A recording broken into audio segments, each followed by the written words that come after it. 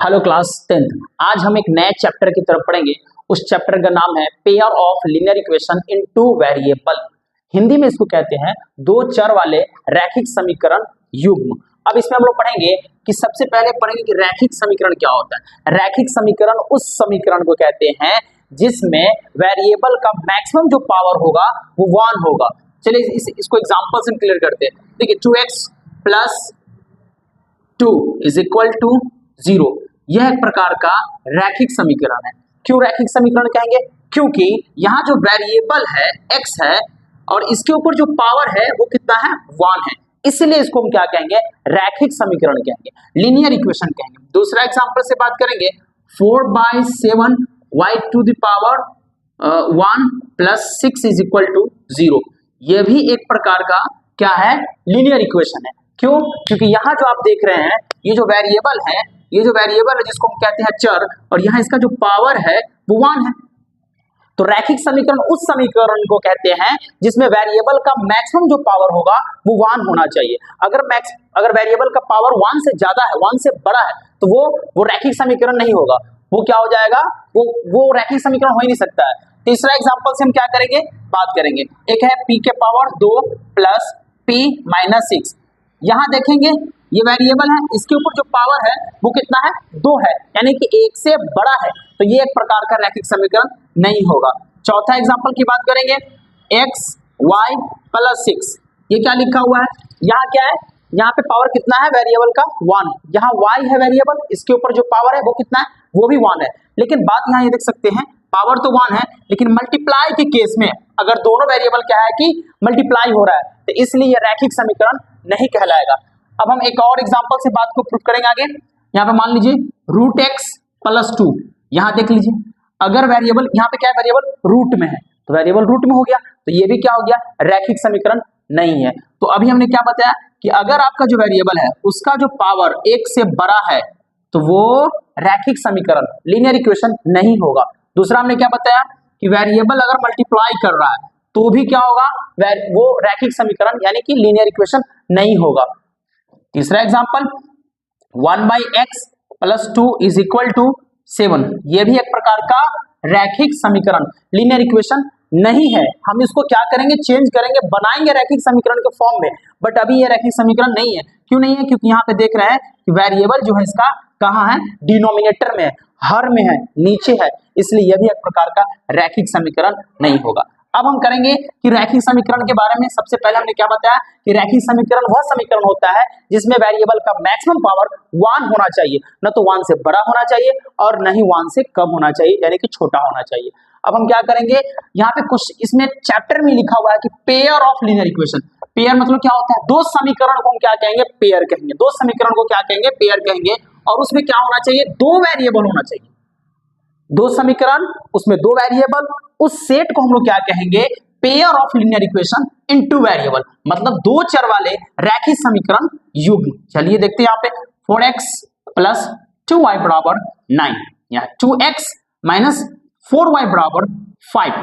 ये क्या है?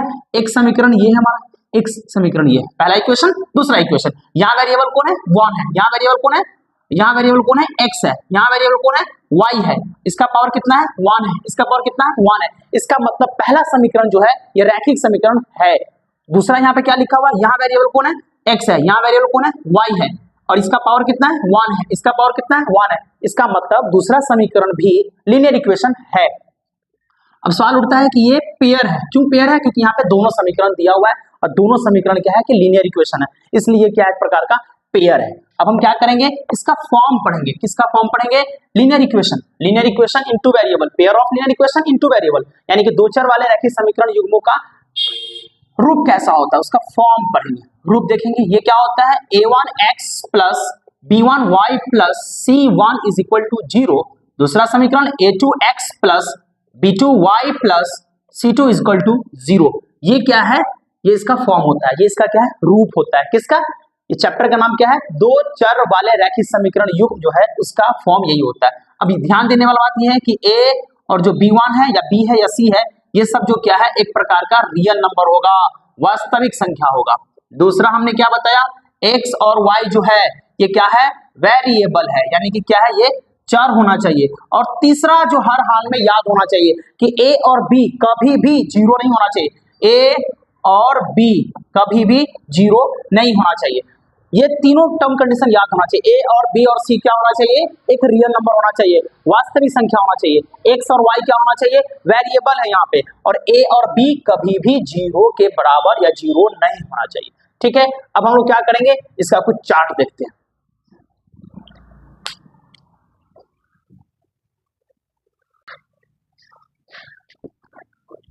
अब हम क्या देखेंगे, ये नया जो चार्ट है इसमें से बहुत बार एग्जाम में क्वेश्चन आता है। यहां हम इस चार्ट के थ्रू हम देखेंगे टाइप्स ऑफ लाइन, रेखा किस प्रकार का होगा, सॉल्यूशन कितने होंगे, समीकरण के क्या प्रकार होते हैं। देखिए, अगर ऐसा केस हो कि a1 by a2 which not equal to b1 by b2, मतलब a1 बाई a2 बराबर नहीं हो b1 और b2 के, तो रेखा कैसा होगा, प्रतिच्छेदी रेखा होगा। कैसा रेखा होगा, प्रतिच्छेदी रेखा होगा। इंग्लिश में इसको कहते हैं इंटरसेक्टिंग लाइन होगा। अगर मान लीजिए कि a1 बाई a2 बराबर हो b1 बाई b2 के, वो भी बराबर हो c1 बाई c2 के, तो ये जो रेखा होगा इसको इंग्लिश में कहते हैं कोइंसिडेंट लाइन कहते हैं। हिंदी में इसको कहते हैं समपाती रेखा। मतलब एक लाइन क्या हो कि नीचे और दूसरा ठीक उसके ऊपर होता है।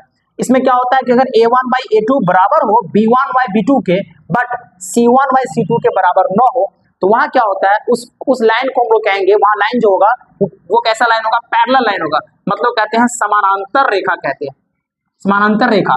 समानांतर रेखा कौन होता है, दो रेखा को समानांतर रेखा तभी कहेंगे जब क्या हो कि वो कभी ना मिले, कभी कहीं भी ना मिले, और उसके बीच का जो इक्वल डिस्टेंस होता है, बीच का दूरी क्या होता है, बीच का दूरी बराबर होता है। ये हो गया संपाती रेखा। संपाती रेखा कौन होता है, एक लाइन ऊपर दूसरा ठीक उसी के ऊपर। ठीक है, और ये क्या है, प्रतिच्छेदा, मतलब प्रतिच्छेदी रेखा है। यहाँ की क्या होता है कि एक ही पॉइंट पे क्या करता है, दोनों लाइन एक दूसरे को क्या करती है कि काट रही है। ये हो गया प्रतिच्छेदी लाइन, यानी कि इंग्लिश में इसको कहते हैं इंटरसेक्टिंग, इसको इंग्लिश में कहते हैं कोइंसिडेंट लाइन, इसको कहते हैं पैरेलल लाइन। सर सॉल्यूशन कितने होंगे, एक सॉल्यूशन इसके होते हैं, इसके कितने सॉल्यूशन होते हैं, अनेक होते हैं, इसके क्या होते हैं, कोई सॉल्यूशन नहीं होते हैं। अगर कोई लाइन है इंटरसेक्टिंग लाइन, तो उसके कितने सॉल्यूशन बनेंगे, एक सॉल्यूशन होंगे। अगर क्या हो कि कोइंसिडेंट लाइन हो, मतलब कि संपाती रेखा में कितने सॉल्यूशन बनेंगे, तो उसके कितने होंगे, अनेक सॉल्यूशन होंगे, क्योंकि उसका जो है ना इंटरसेक्शन जो पॉइंट होता है, प्रतिच्छेदी जो बिंदु होता है, अनेक होते हैं, कई प्रतिच्छेदी बिंदु है। देखिए यहाँ पे कई प्रतिच्छेदी बिंदु है, इसलिए इसके सॉल्यूशन भी कितने होंगे, अनेक सॉल्यूशन होते हैं, मेनी होते हैं। इंग्लिश में इसको कहते हैं only one solution, only one solution होगा। इसके मेनी सॉल्यूशन होते हैं, इसके नो एनी सॉल्यूशन, इसके कोई सॉल्यूशन नहीं होते हैं। ठीक है, अब आते हैं इक्वेशन के टाइप्स में। समीकरण एक होता है कंसिस्टेंट होता है, ये भी क्या होगा, कंसिस्टेंट। ये क्या होगा, ये होगा इनकंसिस्टेंट। इनकंसिस्टेंट मतलब संगत होगा। समीकरण कैसा होगा, संगत। यहाँ समीकरण कैसा होगा, संगत। यहाँ समीकरण कैसा होगा, असंगत। तो एक बार और देख लेते हैं। यहाँ पे एग्जाम्पल हम क्या करते हैं, देखते हैं क्या लिखा हुआ है, x माइनस 2y बराबर क्या है, 0 है, और 3x प्लस 4y माइनस 20 बराबर 0। यहाँ a1 का वैल्यू कितना हो जाएगा, a1 बाई a2 बराबर b1 बाई b2 बराबर होगा c1 बाई c2 के। a1 का वैल्यू कितना है, यहाँ पे 1 है, a2 का वैल्यू कितना है, 3 है, बराबर b1 का वैल्यू कितना है, माइनस में 2 है, b2 का वैल्यू कितना है, 4 है, बराबर c1 का वैल्यू कितना है, 0 है, c2 का वैल्यू कितना है, माइनस में 20। ठीक है, अब इसको कैलकुलेट करके देख लीजिए, ये तीनों आपस में बराबर नहीं है। ये क्या तीनों इक्वल बराबर है, बड़ा ही तो नहीं बराबर। इसका मतलब अगर ऐसा केस है कि तीनों आपस में बराबर नहीं है, तो लाइन कैसा होगा, इंटरसेक्टिंग लाइन होगा, प्रतिच्छेदी रेखा होगा। ठीक है, सॉल्यूशन कितने होंगे, एक सॉल्यूशन। और समीकरण का टाइप्स कितना होगा, संगत होगा। ठीक है, तो संगत होगा। अब हम क्या करते हैं, एक बार इस चीज को फिर से रिकॉल करा देते हैं आपको कि अगर कोई प्रतिच्छेदी यानी कि इंटरसेक्टिंग लाइन है, तो उसके कितने सॉल्यूशन होंगे, एक सॉल्यूशन होंगे। और समीकरण कौन सा टाइप होगा, संगत होगा, संगत होगा, असंगत होगा। अगर पैरेलल लाइन होगा, पैरेलल लाइन के कितने सॉल्यूशन होंगे, पैरेलल लाइन है तो कोई सॉल्यूशन नहीं होगा, क्योंकि लाइन मिलेगा ही नहीं, तो एक दूसरे को टच नहीं करता है, काटेगा ही नहीं, तो पॉइंट इंटरसेक्शन पॉइंट ही नहीं होगा, तो वहां पे सॉल्यूशन ही नहीं बन सकता है। फिर अब हम बताएंगे सर उस समीकरण को क्या कहेंगे, उस समीकरण को कहेंगे असंगत। असंगत समीकरण किसे कहते हैं, मतलब कि वो समीकरण जिसके कोई वैल्यू ना निकलता हो। ठीक है, अब हम क्या करेंगे, आगे देखेंगे कि दो चर वाले रैखिक समीकरण में हम पढ़ेंगे इसको बनाने का विधि कितना है। तीन विधि है, एक है प्रतिस्थापन विधि, एक है विलोपन विधि और एक है व्रज गुणन विधि। इंग्लिश में इसको कहते हैं सब्स्टिट्यूशन मेथड, एक को कहते हैं एलिमिनेशन मेथड, एक को कहते हैं क्रॉस मल्टीप्लिकेशन मेथड।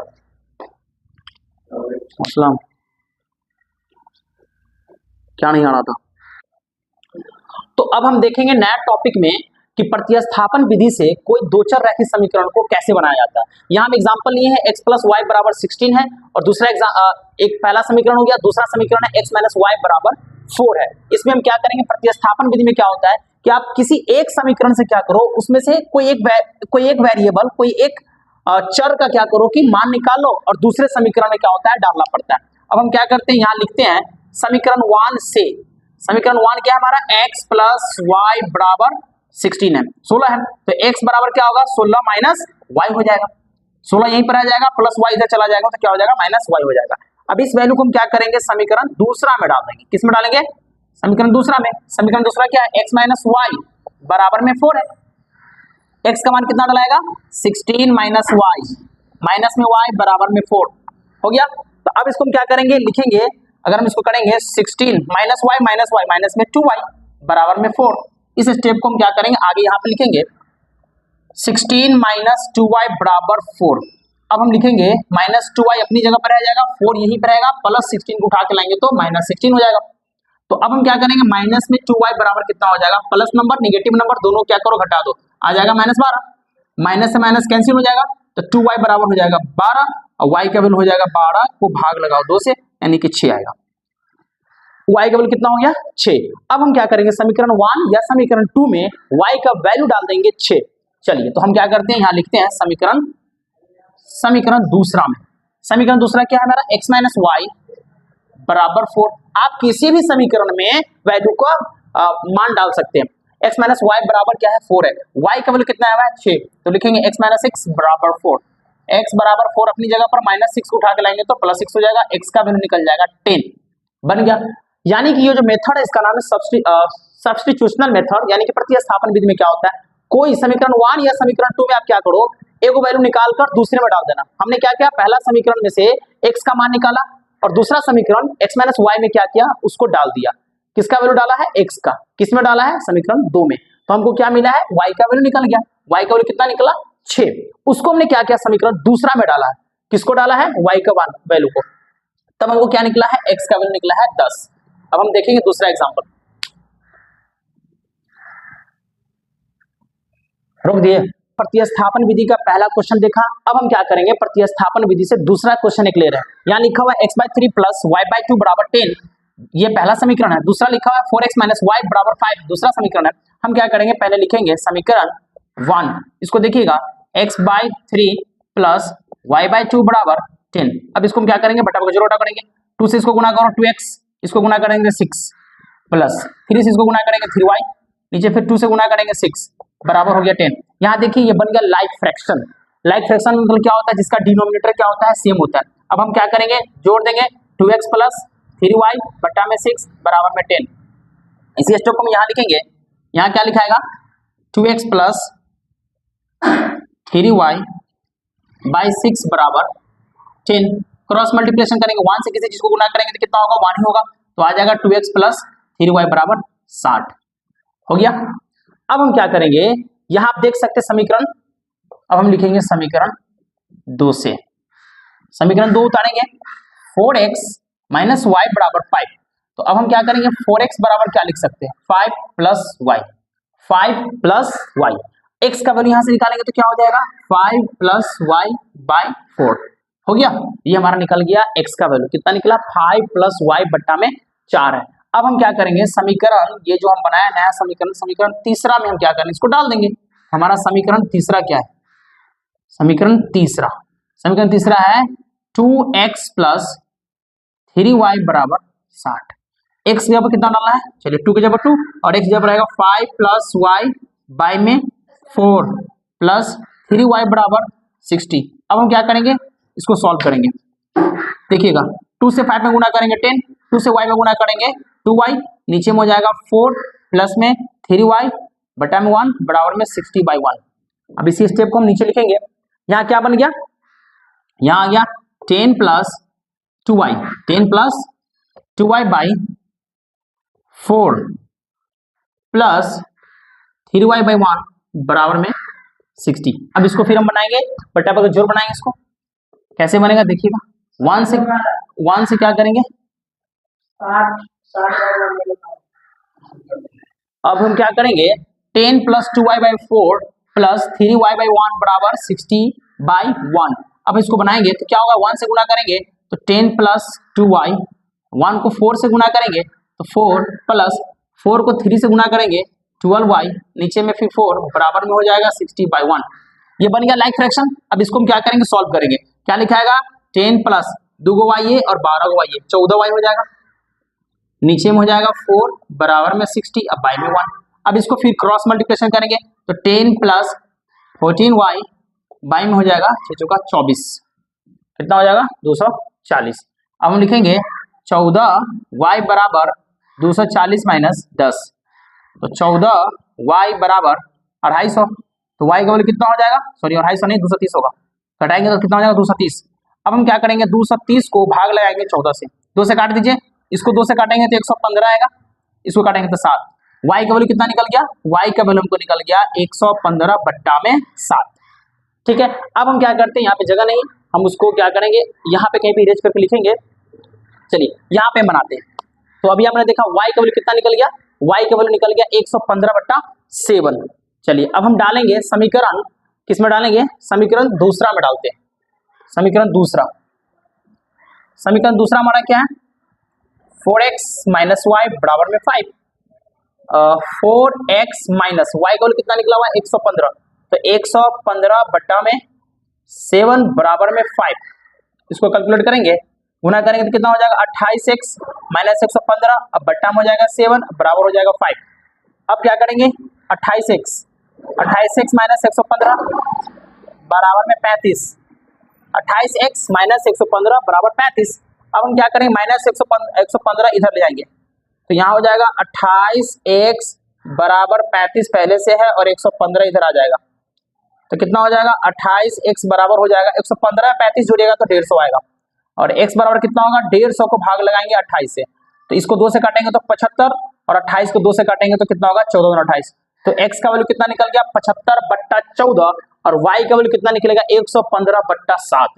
तो हमने देखा कि कैसे प्रतिस्थापन विधि से किसी क्वेश्चन को कैसे बनाया जाता है। पहले हम क्या करेंगे, किसी एक समीकरण में से कोई वेरिएबल का मान निकाल लेंगे और दूसरे समीकरण में उसको क्या करेंगे, डाल देंगे, तो हमको एक वेरिएबल का मान निकल जाएगा। फिर हम इसको समीकरण 1 में या 2 में डालेंगे तो दोनों समीकरण का वैल्यू हमको मिल जाएगा। अब हम क्या करेंगे, अगला विधि देखेंगे जिसका नाम होगा एलिमिनेशन मेथड, उसको कहते हैं विलोपन विधि। रोक दीजिए, पहला मेथड हमने देख लिया, अब दूसरा मेथड पे आएंगे, उसका नाम है विलोपन विधि, इंग्लिश में इसको कहते हैं एलिमिनेशन मेथड। इसमें क्या करना पड़ता है, कोई एक वेरिएबल को क्या करना पड़ता है, गायब करना पड़ता है। यानी कि गायब करने का तरीका क्या हो सकता है, आप उस वेरिएबल के गुणांक को बराबर करो। यहाँ पे क्या है, x है, इसका गुणांक क्या है 3 है, यहाँ पे क्या है y है, इसका गुणांक क्या है 4 है, यहाँ पे क्या है x है, इसका गुणांक क्या है 2 है, यहाँ पे क्या है y है और इसका गुणांक क्या है 2 है। तो अब हम क्या करेंगे, जो आपको मन है, चाहे आप x को उड़ाओ या आपका मन है y को उड़ाओ, तो उस केस में हम क्या करेंगे, मेरा मन है कि चलो हम समीकरण 1 का जो कोफिशिएंट है इसको हम क्या करेंगे, उड़ाएंगे। इसमें हम क्या करेंगे 2 से गुना, इसमें क्या करेंगे 3 से गुना करेंगे। जब इसमें 2 से गुना करेंगे तो कितना हो जाएगा 6x प्लस में 8y बराबर 20, इसमें हम 3 से गुना करेंगे तो 6x माइनस 6y बराबर 6, 2 3 जा 6, 2 3 जा 6 और 3 2 जा 6। यहाँ क्या करेंगे माइनस, यहाँ क्या करेंगे प्लस, यहाँ क्या करेंगे माइनस। एक और चीज याद रख लीजिएगा, अगर क्या हो कि साइन अगर सेम हो, साइन क्या हो कि सेम हो, तो आपको हर हाल में घटाना है। साइन अगर सेम होगा तो घटाना है। यहाँ देखिए यहाँ पे कौन सा साइन है प्लस, यहाँ कौन सा साइन है प्लस, इसीलिए दोनों समीकरण को घटाना है। अगर मान लीजिए कि दोनों में क्या हो कि माइनस माइनस हो, तो आप क्या कीजिएगा घटाइएगा। दोनों में मान लीजिए कि ऊपर नीचे दोनों क्या है प्लस प्लस है, तो भी आप क्या कीजिएगा घटाइएगा। लेकिन मान लीजिए सर एगो माइनस में है और एगो क्या है प्लस में, तब आप क्या कीजिएगा उसको जोड़िएगा। ये चीज आपको याद होना चाहिए। साइन सेम है तो क्या करेंगे घटा देंगे, अगर डिफरेंट है साइन, माइनस वाला है यहाँ पे मान लीजिए माइनस रहता, यहाँ पे क्या रहता प्लस रहता, तब दोनों क्या करते जोड़ देते। यहाँ पे आप देख रहे हैं कि यहाँ पे जो x का कोफिशिएंट कितना है 6 है और यहाँ भी x का कोफिशिएंट कितना है 6 है, इसलिए कैंसिल हो गया, हट गया। अब आप देखिए 8 गो y और 6 गो y 14 y। यहाँ देख सकते हैं 20 में से क्या जाएगा 6 जाएगा, तो यहाँ 14 बचेगा, तो y का वैल्यू कितना निकल जाएगा, 14 को भाग लाएंगे 14 में तो कितना आएगा 1 आएगा। अब हम क्या करेंगे समीकरण 1 में या 2 में y का वैल्यू डाल देंगे। तो अब हम क्या करेंगे समीकरण मेरे जो आपको इजी लग रहा है, तो हम क्या करेंगे समीकरण 1 में, समीकरण 1 क्या हमारा 3x प्लस 4y बराबर 10। इसमें हमको y की जगह पर 1 रखना है, बाकी किसी को नहीं चेंज करना है। 3x प्लस 4 को गुना करना है, y को कितना है 1 बराबर में 10, तो यहाँ हो जाएगा 3x प्लस 4 बराबर 10 और 3x 10 अपनी जगह पर प्लस 4 को लाएंगे तो -4 हो जाएगा और 3x बराबर कितना, 10 में से 4 गया 6, x का वैल्यू कितना हो जाएगा 6 को भाग लाएंगे 3 से, आंसर हमारा 2 आ गया। तो अभी आपने देखा कि y का वैल्यू निकलेगा 1 और x का वैल्यू निकला 2। ये क्या था, इस विधि का नाम है विलोपन विधि। इसमें हम क्या करते हैं किसी एक वेरिएबल को क्या करते हैं कि गायब करने की कोशिश करते हैं, जिससे हमको दूसरा वेरिएबल का मान निकल जाता है। अगर ये आपका गलत है कि सही है, इसको आप सेटिस्फाई भी कर सकते हैं। इस वैल्यू को आप क्या कीजिए इसमें डालिए, y के जब कितना डालेंगे 1 तो कितना हो जाएगा 4 और x जब कितना डालेंगे 2 तो 4 और यहाँ पे कितना हो जाएगा 6, तो 4 और 6 जोड़ेंगे तो कितना होगा 10, सेटिस्फाई है, आप चेक भी कर सकते हैं। अब हम दूसरा एग्जाम्पल की तरफ बढ़ेंगे। अब हम अगले मेथड की तरफ बढ़ेंगे जिसका नाम है क्रॉस मल्टीप्लिकेशन मेथड। इसको हिंदी में कहते हैं बोराज गुणन विधि से कैसे दो चर वाले रैखिक समीकरण को बनाया जाता है, सॉल्व किया जाता है। यहाँ देखिए एक समीकरण हमारा ये है, दूसरा समीकरण यह है। यहाँ a1 का वैल्यू कितना हो जाएगा 7, b1 का वैल्यू कौन हो जाएगा 3, c1 का वैल्यू कितना हो जाएगा -27, a2 का वैल्यू कितना हो जाएगा 5, b2 का वैल्यू कितना हो जाएगा -2, c2 का वैल्यू कितना हो जाएगा -11। अब इसको बनाने का फॉर्मूला होता है, गौर से देखिएगा कैसे इसको बनाते हैं, x बाई में होगा, यहाँ a1 बाई a2 नहीं रखेंगे और क्या रखेंगे b1 c2 minus b2 c1 बराबर। अब इसको y के लिए क्या रखेंगे, y का कोफिशिएंट क्या होता है b1 और b2, तो यहाँ b1 और b2 नहीं रखाएगा, क्या रखाएगा c1 a2 माइनस c2 और a1 हो गया। अब रखेंगे 1, इसमें क्या होता है कांस्टेंट में क्या होता है उसका गुणांक क्या होता है, वहां पे क्या होता है c1 और c2 होता है, तो वहां c1 c2 नहीं रखेंगे। अब हम यहाँ क्या रखेंगे a2 और b1 a1 रखेंगे, सब a1 और b2 माइनस a2 और b1 हो गया। अब इसमें क्या करेंगे हम वैल्यू डालना स्टार्ट करेंगे। चलिए x यहाँ पर x नीचे b1 कितना है, b1 और c2 एक साथ रखेंगे, ये है b1 और ये है c2, b1 और c2, तो 3 से 11 में गुना करेंगे तो -33 आएगा, 11 क्या है 33 माइनस 33 माइनस लिखेंगे इसके क्या लिखाएगा माइनस। अब रखेंगे b2 गुने c1, b2 गुने c1, b2 और c1, 27 गुना कितना हो जाएगा 54 होगा, निगेटिव है इसीलिए प्लस साइन लगा देंगे, प्लस 54 हो गया। अब क्या करेंगे y रखेंगे, यहाँ क्या रखेंगे c1 a2, c1 और a2 गुना करेंगे कितना आएगा, चलो -27 को 5 से गुना कर लेते हैं, -27 को अगर हम 5 से गुना करते हैं 7 × 35 के 5 और हासिल 3, 5 × 10 और 3 13, 135 माइनस में आएगा, यहाँ लिखेंगे -135, फिर माइनस लगाएंगे c2 और a1, अगला क्या वैल्यू रखेंगे c2 और a1, c2 और a1 11 × 7 = 77 -77 लिखेंगे।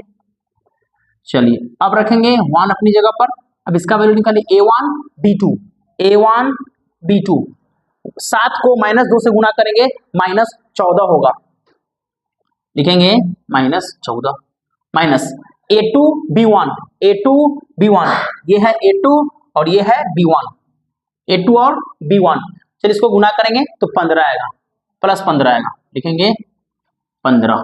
अब इसको फटाफट क्या करेंगे बनाएंगे, x अपनी जगह पर -33 और -54 कितना होगा 5 और 9 5 3 8, ठीक है 4 3 7 और 5 और 3 8 -87 बराबर y अपनी जगह पर यहाँ करेंगे, ये हो जाएगा प्लस, कितना हो जाएगा प्लस, एक नेगेटिव को पॉजिटिव घटाएंगे तो 15 में से 7 गया 8, ये हो जाएगा 12, 12 में से 7 गया 7 5 12, लेकिन माइनस में लगेगा क्योंकि 135 बड़ा है। अब इधर क्या करेंगे, यहाँ लिखेंगे जोड़ देंगे तो -29 आएगा, 14 और 15 जोड़ेंगे तो कितना होगा -29 आएगा, -14 -15 कितना होगा -29 आएगा। अब हम क्या करेंगे इसको इक्वल कर देंगे, x बटा -87 बराबर में होगा 1 बट्टा माइनस में 29 के। दूसरा क्या रखेंगे, y बट्टा माइनस 58, इसको भी रखेंगे 1 बट्टा माइनस में 29 के। माइनस से माइनस कैंसिल हो जाएगा, माइनस से माइनस कैंसिल हो जाएगा। क्रॉस मल्टीप्लिकेशन शुरू करेंगे, इधर गुना करेंगे तो क्या हो जाएगा 29x बराबर 87। तो x का वैल्यू कितना हो जाएगा 87 बट्टा 29, निकल गया वैल्यू। अब यहाँ क्या करेंगे, गुना करेंगे, y से गुना करेंगे 29 में तो कितना होगा 29y बराबर में 1 को गुना करेंगे 58 में तो 58 होगा। y बराबर 58 बट्टा 29, तो y का वैल्यू निकल गया। ये था क्रॉस मल्टीप्लिकेशन मेथड से हम कैसे सॉल्व करते हैं। सबसे इजी तरीका है, लेकिन आपको इसका फॉर्मूला याद होना चाहिए, बिना फॉर्मूला के इसको सॉल्व नहीं कर सकते। तो आज हमने देखा चैप्टर का नाम था पेयर ऑफ लीनियर इक्वेशन। इसमें जितने भी टर्म कंडीशन थे हमने बताया कि रैखिक समीकरण क्या होता है और उसका चार्ट भी बताया कि लाइन कैसा होगा, इंटरसेक्टिंग लाइन होगा तो सॉल्यूशन कितने होंगे। उसके बाद हमने बताया कि पैरेलल लाइन होगा तो सॉल्यूशन कितने होते हैं। उसके बाद हमने बताया कोई संपाती, इसको इंग्लिश में कहते हैं कोइंसिडेंट लाइन होगा तो उसके कितने सॉल्यूशन होते हैं। इक्वेशन के टाइप्स मैंने बताया था, और a1/a2 इक्वल टू b1/b2, ये सब जो टर्म कंडीशन है वो रहने पे कैसा इक्वेशन बनता है, लाइन कैसा होता है, ये सब हमने बताया था। फिर हमने बताया था कि पेयर ऑफ लीनियर इक्वेशन को बनाने का तरीका, पहला बताया था सब्स्टिट्यूशन मेथड, जिसको हम लोग कहते हैं विलोपन विधि, प्रतिस्थापन विधि, क्रॉस मल्टीप्लिकेशन मेथड, सारा मेथड जितने भी इंट्रोडक्शन क्लास था हमने इसको डिस्कशन कर दिया, और सारे के सारे इंपॉर्टेंट जो क्वेश्चन थे पीवाईक्यू थे उसको भी हमने सॉल्व किया। अब मिलते हैं अगले चैप्टर जिसका नाम है चैप्टर नंबर 4 क्वाड्रेटिक इक्वेशन।